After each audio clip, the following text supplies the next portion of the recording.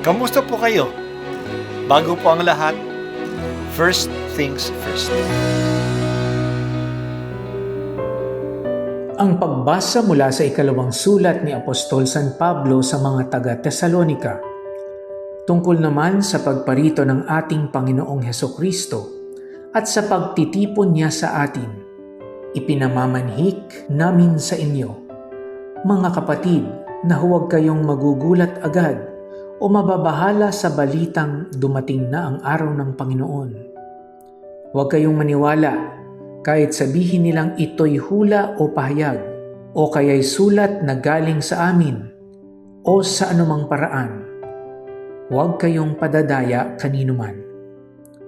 Tinawag kayo ng Diyos sa pamamagitan ng mabuting balitang ipinahayag namin sa inyo upang makasama sa kalwalhatian ng ating Panginoong Hesukristo. Kaya nga, mga kapatid, manatili kayong matatag sa mga katotohanang itinuro namin sa inyo. Maging sa salita o sa sulat, aliwinawa kayo ng ating Panginoong Hesukristo at ng ating Diyos at Ama, na umibig sa atin at sa Kanyang habag, ay nagbigay sa atin ng walang pagbabagong lakas ng loob at matibay na pag-asa. Bigyan nawa kayo ng matatag na kalooban upang inyong maipahayag at maisagawa ang lahat ng mabuti. Ang salita ng Diyos. Salamat sa Diyos. Noong panahon ni San Pablo, malakas ang paniniwala ng mga Kristiyano na babalik agad si Jesus. Siya ay umakyat sa langit at nangako na babalik uli. Akala ng mga tao noon na agad na siyang darating. Ang iba ay iniwan na ang kanilang trabaho kasi darating ang Panginoon. Bakit pa sila magtatanim na darating na ang Panginoon? Hindi na din na maaani ang kanilang tinanim.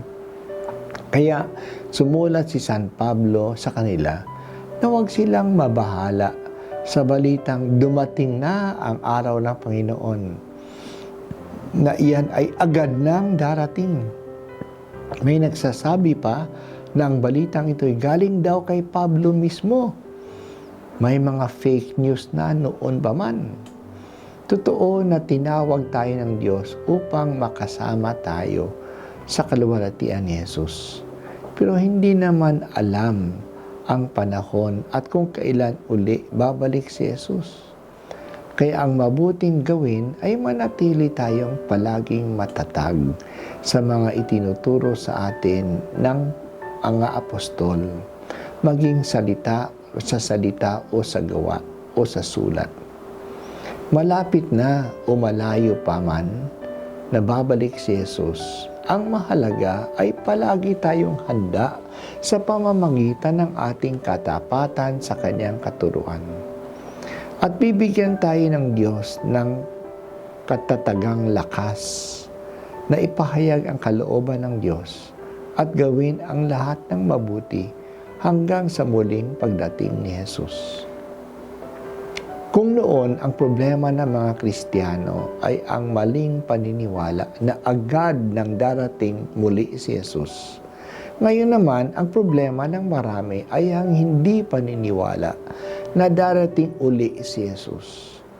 Marami ay nakokontento na sa buhay na ito. Hindi na sila umaabang sa pagdating uli ni Jesus. Tayo ay nabubuhay na parang hindi tayo mamamatay o malayo pa tayong mamamatay. Hindi natin isinasaalang-alang ang muling pagdating ni Jesus. Mga kapatid, darating uli si Jesus. Magtatapos ang buhay natin at ang mundo nating ito. Hindi natin alam kung kailan. At mabuti yan upang hindi tayo magpabaya o matakot. Kung alam natin na malayo pa ang muling pagdating ng Panginoon, magpapabaya tayo. At kung alam natin na malapit na siyang dumating, matatakot naman tayo.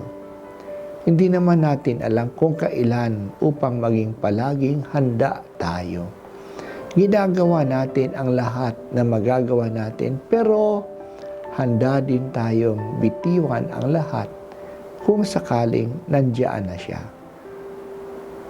Panginoon, darating ka nga muli at kami ay mananagot sa iyo.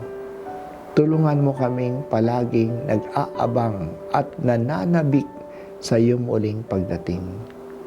Huwag po sana kaming maging pabaya.